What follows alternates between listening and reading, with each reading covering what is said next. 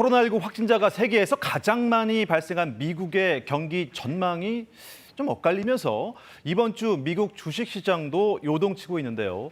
지난달 실업률이 떨어지면서 경기 회복에 대한 기대감이 있기도 했지만 여전히 갈 길 조금 멀어 보입니다.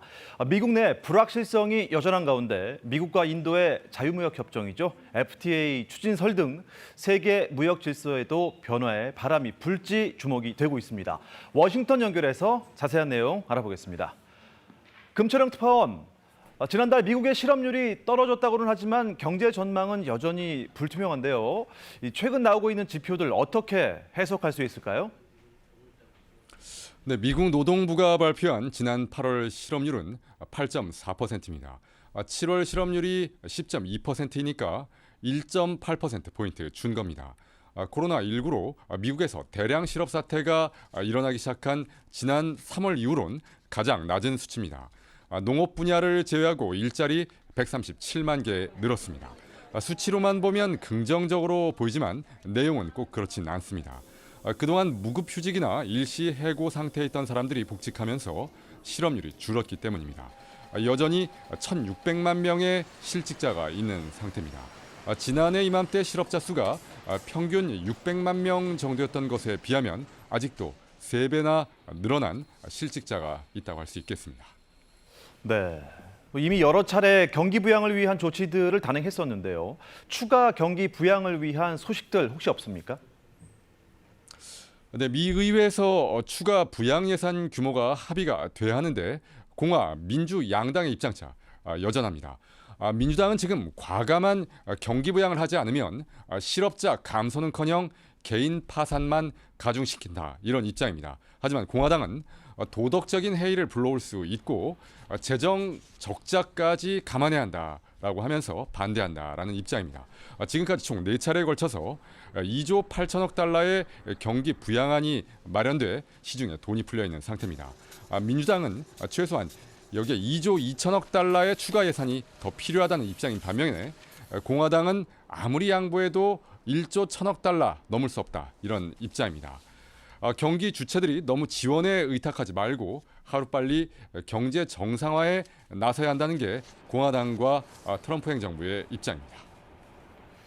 자, 이런 가운데 미국 금융시장도 좀 혼란스러워 보이는데요. 현지에서는 어떤 분석들이 나오고 있습니까? 네, 이번 주 뉴욕 증시는 그야말로 급등락 장세를 보이고 있다 이렇게 말씀드릴 수 있겠습니다. 미국에선 노동절 휴일이 끝나고 지난 8일 증시가 열리자마자 기술주를 중심으로 큰 폭의 급락세가 이어졌습니다. 전기차 회사 테슬라의 주가가 8일 하루에만 20% 떨어졌고 애플과 아마존 등 대표주들도 큰 폭으로 하락했습니다. 지난 8일까지 3거래일 연속으로 다우존스 지수가 5.6%, 나스닥은 10% 넘게 하락했습니다. 3월 이후 거침없이 상승해왔던 만큼 수익 실현을 위한 조정 장세인지 아니면 본격적인 하락장으로 접어든 신호인지 전문가들의 해석도 분분합니다.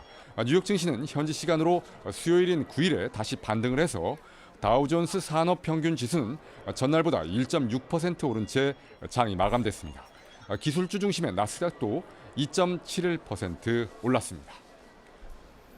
네, 이번엔 미국의 대외 무역 얘기도 해보죠. 인도와 자유무역 협정 FTA를 체결한다는 얘기가 나오고 있는데 이건 어떻게 봐야 합니까? 네, 미국 정부가 공식적으로 확인한 건 아니지만 현재 미국과 인도의 밀월 관계로 미뤄볼 때 충분히 가능한 얘기라고 할 수 있겠습니다. 블룸버그 통신이 먼저 보도했긴 했습니다만 미 정가에선 충분히 가능하다고 보고 있습니다. 미국은 중국과 무역 전쟁 중이고 인도는 중국과 국경 분쟁을 겪고 있습니다. 정치, 군사는 물론 경제 분야에서도 미국과 인도 두 나라 협력이 강화돼야 한다는 목소리가 높아지고 있는 상황입니다. 인도와의 경제협력 강화는 공화당과 트럼프 대통령의 대선 공약 사항이기도 합니다. 이런 가운데 지난달 31일 비건미 국무부 부장관이 미국, 일본, 인도, 호주로 구성된 인도 태평양 영내 비공식 안보 체제의 출범을 제안하기도 했습니다. 미국과 인도의 전방위적인 협력, 시간이 갈수록 더 구체화되고 있다고 하겠습니다. 지금까지 워싱턴에서 전해드렸습니다.